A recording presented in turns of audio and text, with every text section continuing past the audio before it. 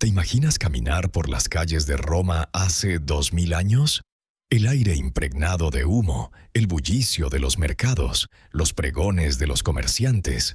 Pero entre los aromas del pan recién horneado y el vino barato hay algo más.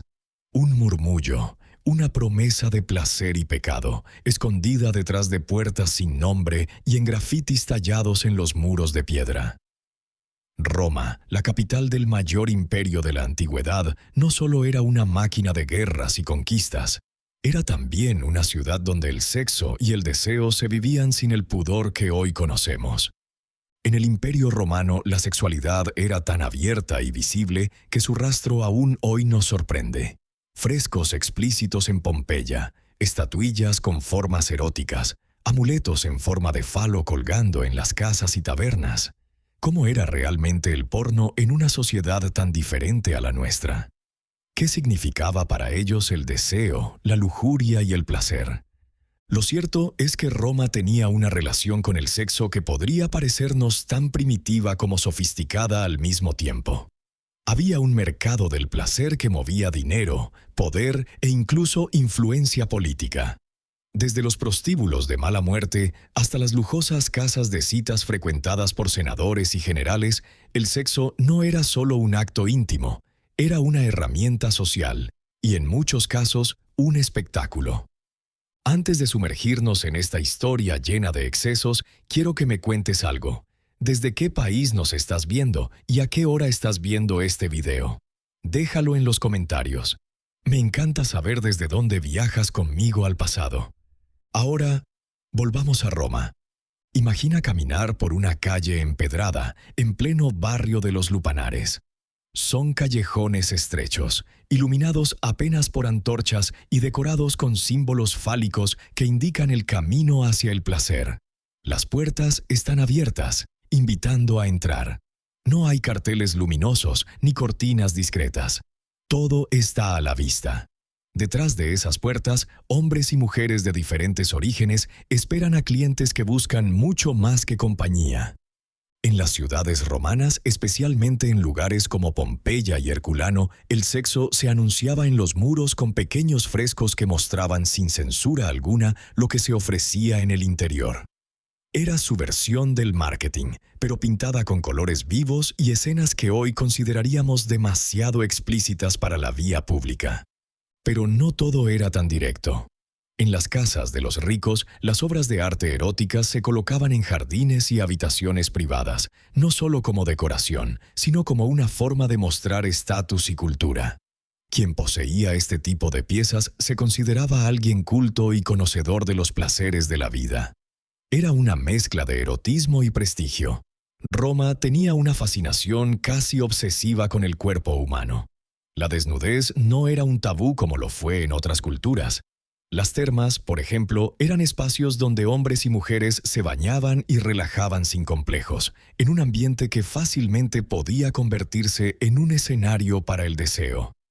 Este mundo, en el que el sexo estaba tan entrelazado con la vida cotidiana, no surgió de la nada. Se alimentaba de mitos, de dioses como Venus y Baco, y de festividades donde las normas morales quedaban suspendidas. Durante ciertas fiestas, la ciudad se transformaba en un carnaval de excesos.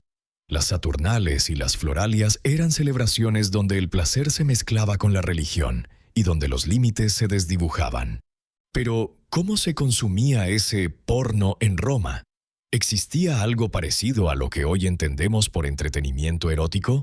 La respuesta te va a sorprender, porque no solo existía, sino que era más común y aceptado de lo que podrías imaginar. Este es el mundo que vamos a explorar en este video. Desde los lupanares escondidos hasta los lujos de las élites, pasando por los frescos de Pompeya, las historias de emperadores que llevaron el deseo a niveles inimaginables y los rituales más salvajes del imperio. Quédate hasta el final, porque lo que descubrirás no es solo una historia de sexo y placer, sino un retrato del alma de Roma. Una sociedad donde el poder, la moral y la lujuria convivían en un delicado equilibrio. Para entender cómo era el porno en el Imperio Romano, debemos empezar por los escenarios donde el sexo se ofrecía sin máscaras. Los lupanares, los prostíbulos que estaban tan integrados en la vida urbana como las tabernas o los baños públicos. Lejos de ser lugares ocultos y discretos, se ubicaban en las zonas más concurridas de la ciudad, muchas veces cerca de los mercados o de los foros, donde el tránsito de personas aseguraba una clientela constante. Un lupanar romano no se parecía a nada que podamos imaginar hoy. En Pompeya, por ejemplo, se conservan algunos de estos edificios, con pequeñas habitaciones alineadas en torno a un pasillo estrecho. Cada estancia tenía una cama de piedra cubierta con mantas o pieles, y sobre la puerta se encontraban pinturas explícitas que representaban las posturas o servicios que ofrecía la prostituta de esa habitación. Era una especie de catálogo en la pared, pintado con una naturalidad que hoy nos resultaría impensable. El comercio del sexo no era un asunto marginal, sino una actividad reconocida y, en cierto modo, aceptada socialmente. Los proxenetas pagaban impuestos al Estado, y la prostitución se consideraba una ocupación más, con sus propias reglas. Había una diferencia clara entre las prostitutas esclavas que trabajaban en los lupanares más pobres y las cortesanas de lujo, mujeres y hombres que ofrecían su compañía a cambio de dinero, joyas o favores políticos. Estos últimos no eran vistos solo como objetos de deseo, sino como figuras influyentes, capaces de ascender socialmente gracias a su relación con la élite. Más allá de los prostíbulos existían las llamadas domus amatoriae, casas privadas destinadas exclusivamente al placer. Eran espacios decorados con mosaicos y frescos eróticos, con jardines internos y fuentes que daban una sensación de lujo y exotismo. Allí las clases altas disfrutaban de banquetes acompañados de música, vino y espectáculos íntimos. Estos lugares eran reservados para los más poderosos, senadores, comerciantes ricos y en ocasiones incluso generales que celebraban victorias militares con fiestas que rozaban el exceso. El porno romano también estaba presente en el arte cotidiano. En Pompeya y Herculano, los frescos encontrados en casas particulares muestran escenas sexuales tan directas que en el siglo XVIII, cuando fueron descubiertos, se guardaron bajo llave en el llamado Gabinete Secreto del Museo de Nápoles, al considerarse demasiado obscenos para la moral de la época. Para los romanos, en cambio, esas imágenes eran símbolos de fertilidad, placer y prosperidad. Pero no solo las paredes hablaban. En las calles, los grafitis eróticos eran comunes. Frases, chistes y hasta declaraciones explícitas grabadas en los muros.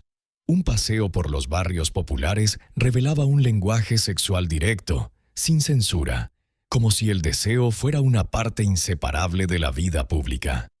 Si observamos más de cerca, descubrimos que la sexualidad romana estaba marcada por la jerarquía social y el poder. Para un ciudadano libre, el placer era un derecho. Para un esclavo, en cambio, era una obligación. Muchos de los actores en este mercado del sexo no lo hacían por elección, sino por imposición. Sin embargo, en las capas más altas, el sexo era visto como un juego de poder, una herramienta para demostrar riqueza y prestigio. Un detalle curioso es que no todo estaba permitido.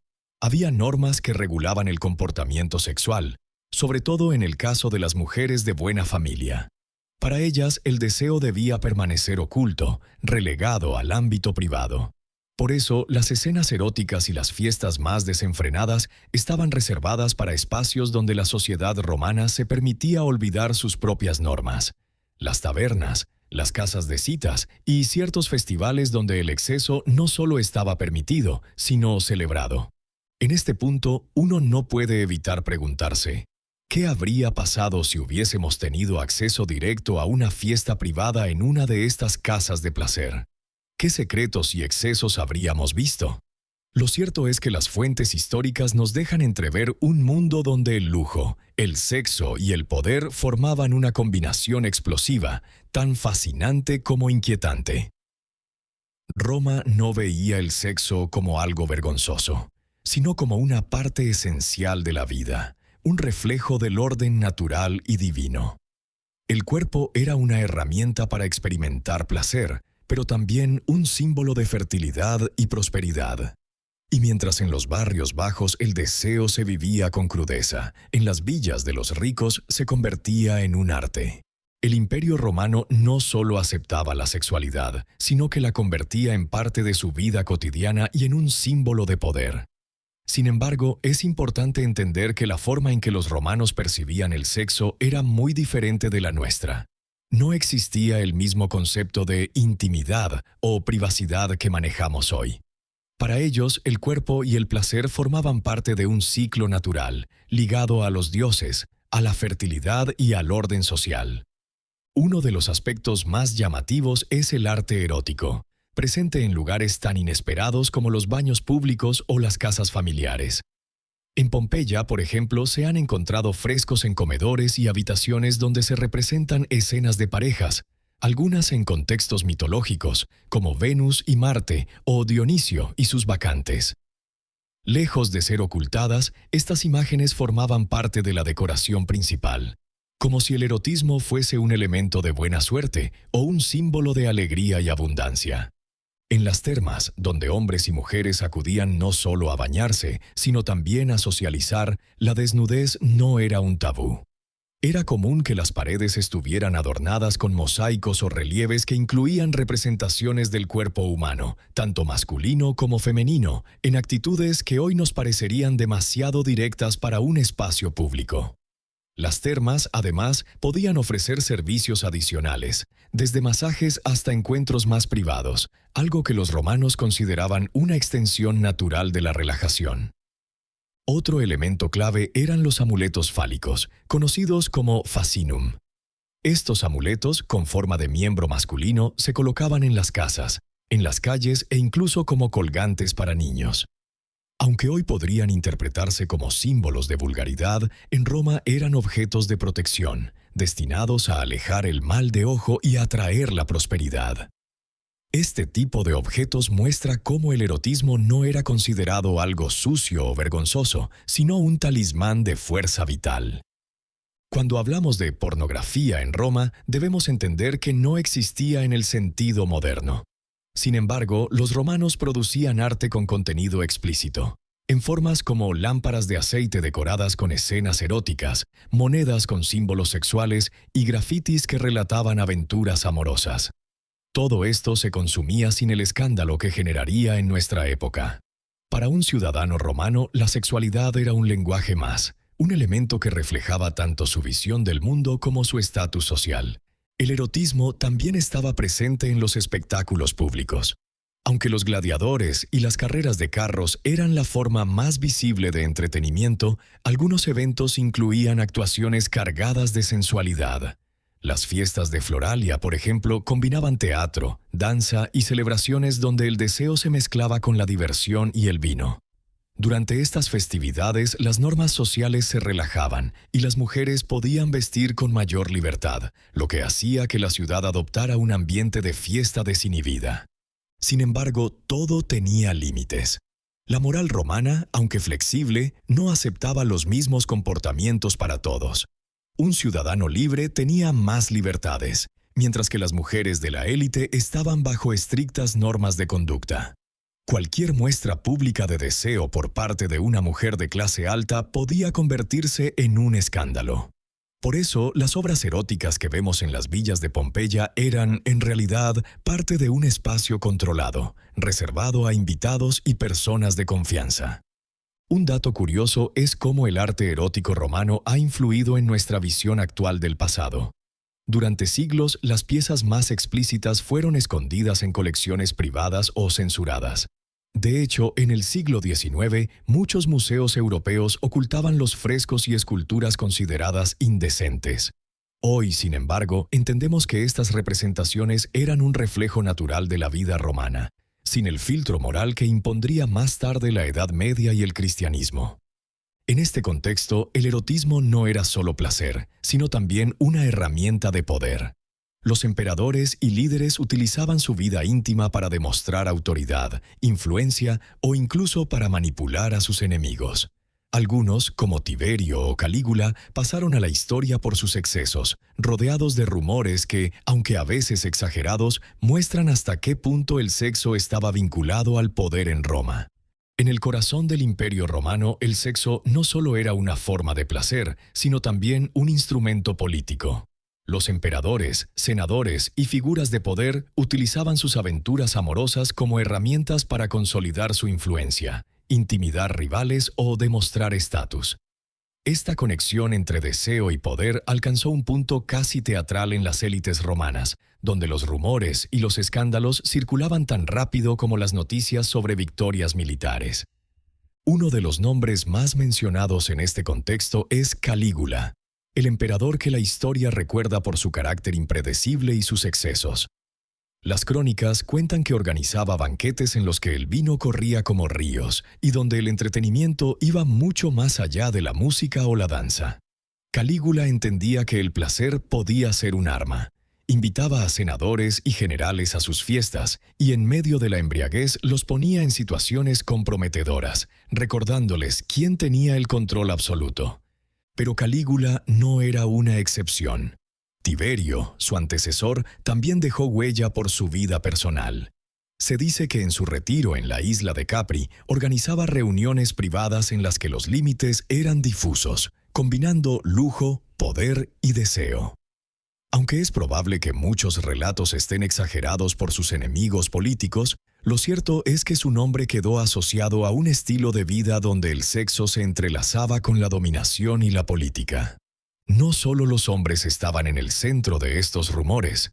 Mesalina, la esposa del emperador Claudio, es recordada como una de las figuras femeninas más controvertidas de la Roma imperial. Las fuentes la describen como una mujer con una vida amorosa intensa que no dudaba en desafiar las normas de su época. Aunque gran parte de lo que se dice sobre ella proviene de relatos hostiles y cargados de sensacionalismo, su imagen se convirtió en un símbolo de lo que la sociedad romana más temía. Una mujer poderosa y con control sobre su propio deseo. En las villas de la aristocracia, las reuniones privadas eran tan importantes como las batallas en el Senado. Estos encuentros podían incluir banquetes interminables, música en vivo, espectáculos teatrales y, a menudo, escenas de erotismo destinadas a entretener a los invitados. Lo más fascinante es que muchos de estos eventos estaban cuidadosamente planeados. Desde la disposición de los frescos en las paredes hasta los aromas que llenaban el aire, todo buscaba crear un ambiente de lujo y exceso. Pero el exceso no se limitaba al ámbito privado. Durante festivales como las Floralia o las Saturnales, las calles de Roma se transformaban en un verdadero carnaval. En las Floralia, dedicadas a la diosa Flora, las representaciones teatrales podían incluir bailes provocativos y espectáculos que hoy consideraríamos de carácter sensual. Era un momento en el que la ciudad entera se dejaba llevar por el descontrol, donde las jerarquías sociales se invertían por unos días y el placer se vivía sin culpa. Los artistas y poetas de la época no se quedaban atrás. Ovidio, en su célebre Ars Amatoria, el arte de amar, ofrecía consejos sobre seducción y relaciones, describiendo con un lenguaje poético y elegante aspectos que para muchos otros serían tabú. Estas obras se leían entre la élite como guías para el placer, pero también como una forma de entretenimiento sofisticado. Incluso en los muros de las ciudades, los grafitis dejaban mensajes con un humor atrevido, como si la ciudad entera respirara deseo. Lo interesante es que, aunque los romanos vivían el sexo con una apertura sorprendente, existía un doble estándar social. Un ciudadano libre podía explorar sus deseos con relativa libertad, pero había límites estrictos sobre con quién y en qué condiciones. Las mujeres de familias importantes estaban bajo una vigilancia férrea, ya que cualquier rumor sobre su conducta podía desatar un escándalo. Por eso, el contraste entre las fiestas privadas de las élites y las rígidas expectativas morales en público resultaba tan evidente. Este lado oscuro y fascinante de Roma nos muestra que el sexo no era solo un acto íntimo, sino un lenguaje de poder y prestigio. Los frescos en las casas de Pompeya, las esculturas y los relatos de autores antiguos son solo una ventana a un mundo donde el placer se mezclaba con la política, el arte y la ambición. Si hay algo que definía a la sociedad romana, era su capacidad para convertir cualquier aspecto de la vida en un espectáculo, y el sexo no era la excepción. No se trataba solo de algo privado, sino también de un acto ligado a los dioses, la fertilidad y el poder de la naturaleza. Esto se reflejaba en sus festividades y rituales, que eran momentos de celebración colectiva donde las normas sociales se relajaban y el deseo se convertía en una parte esencial de la experiencia. Las Saturnales eran una de las fiestas más esperadas del calendario romano. Dedicadas al dios Saturno, estas celebraciones marcaban un tiempo de caos organizado. Por unos días, los esclavos podían vestirse como sus amos, y los ciudadanos libres abandonaban la seriedad para entregarse a banquetes interminables, juegos, bromas y excesos. El vino corría sin control, las calles se llenaban de música y risas, y las convenciones sociales desaparecían. Era una especie de mundo al revés, donde el placer, tanto en la comida como en la intimidad, era visto como un tributo a la abundancia y a la prosperidad. Otro ejemplo eran las Floralia, fiestas en honor a la diosa Flora, protectora de las flores y la fertilidad. Estas celebraciones se distinguían por su carácter más sensual. Las representaciones teatrales incluían danzas provocativas, canciones atrevidas y espectáculos diseñados para exaltar el deseo y la renovación de la vida. Durante estos días, Roma se llenaba de guirnaldas, perfumes y colores vivos, creando una atmósfera de libertad y fiesta donde la sensualidad se integraba con la religión. Para los romanos, celebrar la fertilidad de la tierra era también celebrar el cuerpo. Pero no todas las festividades estaban abiertas al pueblo. Algunos rituales privados se realizaban en templos o casas de las élites, donde el erotismo se convertía en un lenguaje simbólico. En los cultos dedicados a Venus, la diosa del amor y la belleza, los romanos pedían por la prosperidad, la fertilidad y las relaciones exitosas. Estos ritos podían incluir ofrendas de perfumes, flores e incluso esculturas con formas sugerentes, como una forma de agradecer o pedir favores a la diosa. Lejos de verse como algo vulgar, era un acto de devoción, casi sagrado. Los bacanales, las celebraciones en honor al dios Baco, Dionisio para los griegos, también fueron célebres por sus excesos. Estos eventos, que inicialmente eran reuniones religiosas, con el tiempo se convirtieron en fiestas donde el vino, la música y la danza desbordaban cualquier límite. Aunque las fuentes antiguas tienden a exagerar las escenas de descontrol, lo cierto es que estas festividades estaban ligadas a la idea de liberación. Liberar el cuerpo, la mente y el alma, conectando con los impulsos más primitivos de la naturaleza humana. No debemos olvidar que, para los romanos, el deseo tenía una dimensión sagrada. El placer no era algo que debía esconderse, sino un regalo de los dioses. Un recordatorio de que la vida es efímera y hay que disfrutarla. Por eso, no resulta extraño que las esculturas, los frescos y las decoraciones de templos incluyeran imágenes sensuales, no como algo prohibido, sino como símbolos de fertilidad y abundancia.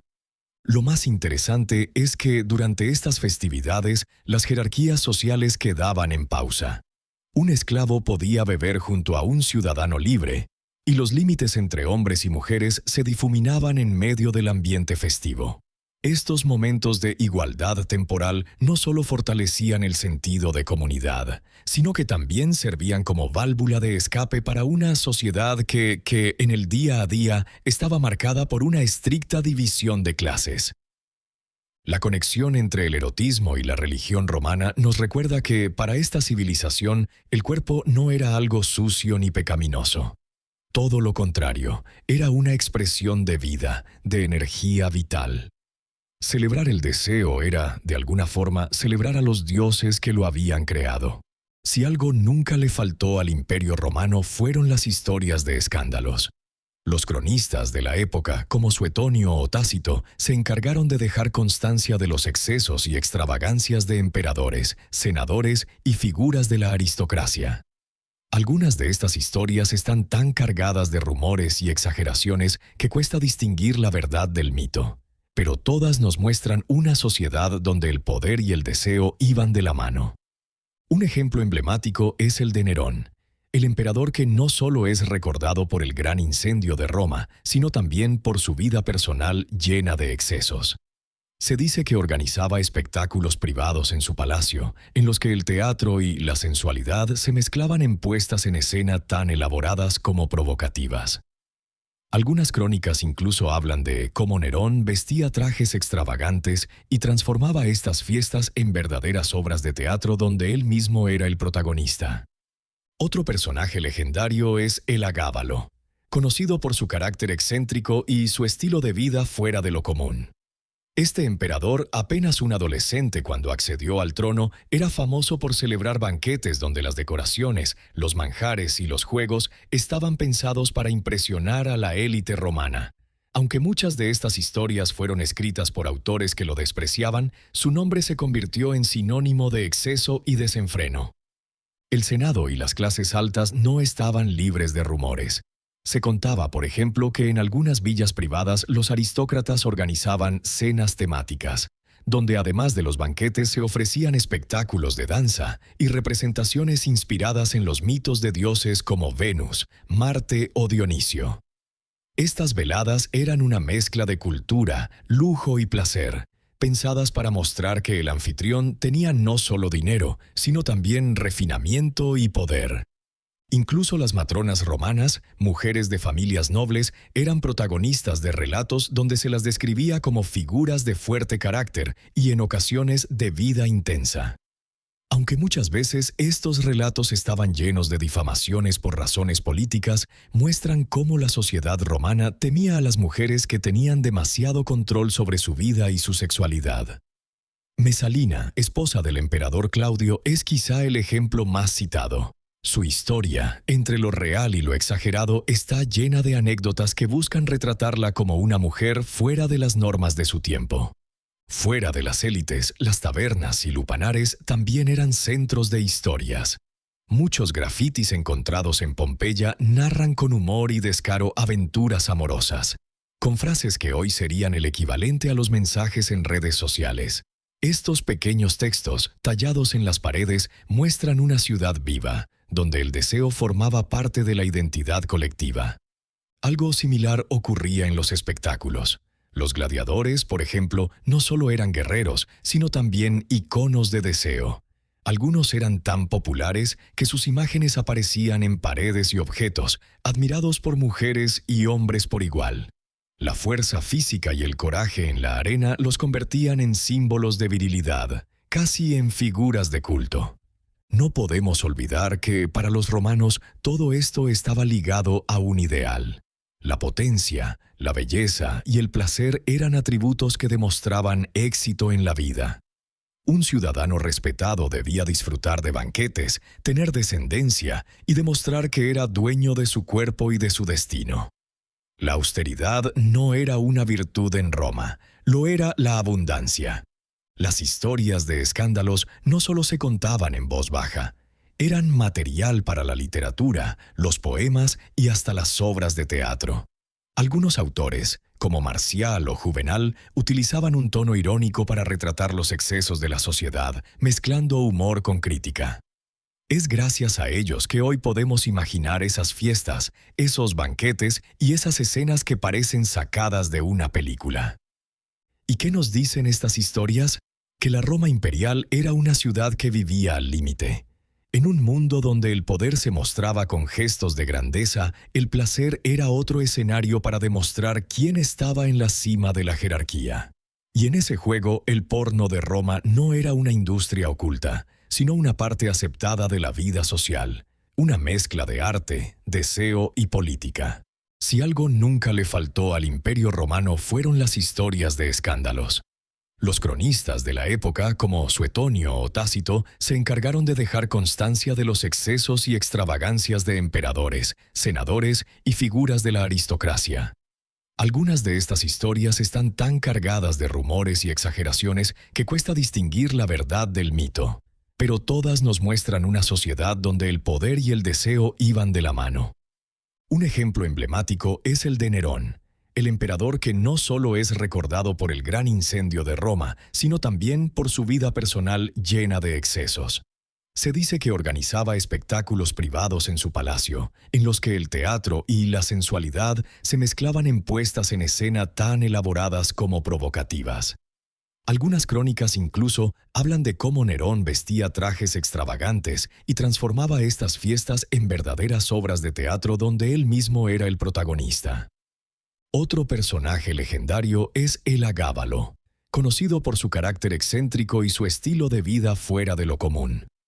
Este emperador, apenas un adolescente cuando accedió al trono, era famoso por celebrar banquetes donde las decoraciones, los manjares y los juegos estaban pensados para impresionar a la élite romana.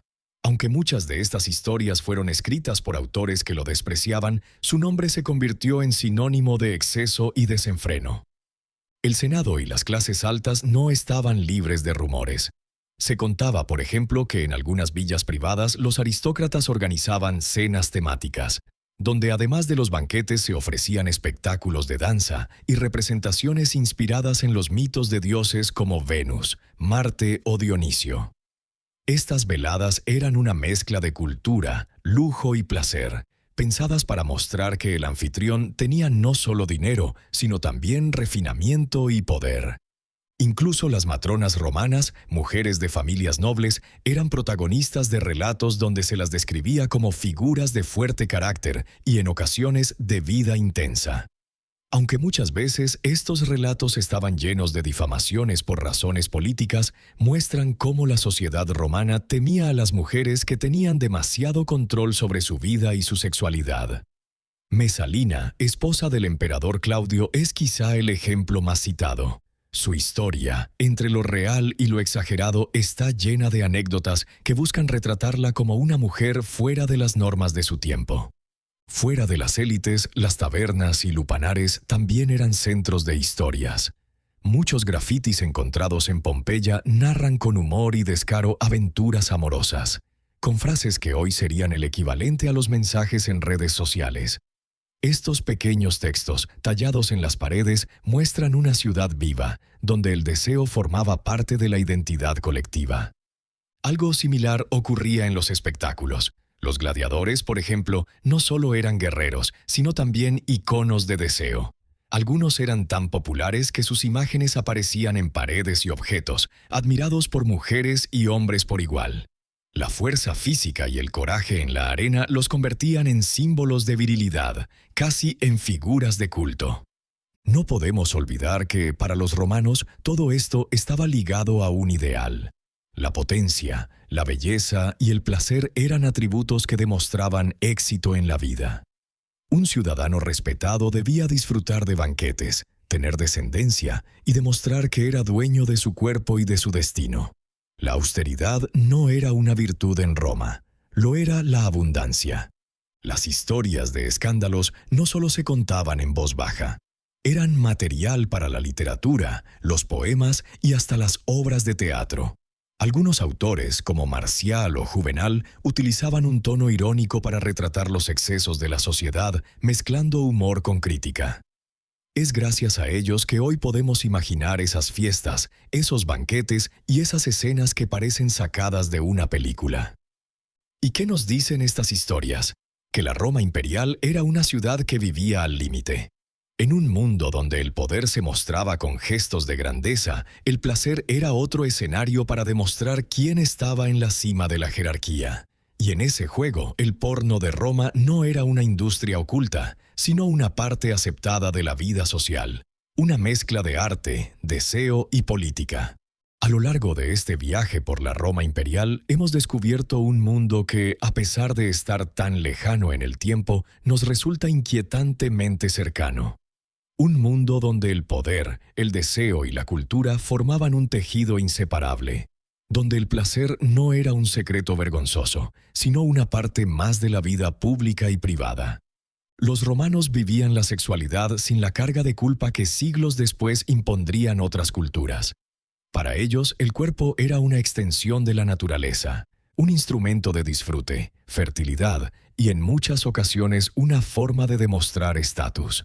Los frescos de Pompeya, las esculturas de mármol, los festivales como las Saturnales o las Floralia, todo esto nos habla de una sociedad que entendía el deseo no como una amenaza, sino como una celebración de la vida. Pero este legado también nos deja preguntas incómodas. ¿Hasta qué punto la Roma que admiramos hoy fue moldeada por los mismos impulsos que tratamos de esconder? ¿Qué pensarían los romanos si vieran cómo nuestra sociedad trata el deseo, como un tabú en algunos casos y como un negocio industrial en otros? Al mirar sus costumbres, no podemos evitar ver un espejo que nos obliga a cuestionar nuestras propias ideas sobre el placer, el poder y la moralidad. Porque al final, las historias de Calígula, Mesalina o Nerón no son solo relatos de exceso, sino recordatorios de que el deseo puede ser tan poderoso como una legión romana marchando hacia la batalla. Quizá esa es la verdadera razón por la que seguimos fascinados por Roma. No solo por sus templos y acueductos, sino porque, en lo más profundo, reconocemos en ellos una humanidad cruda, directa, sin máscaras.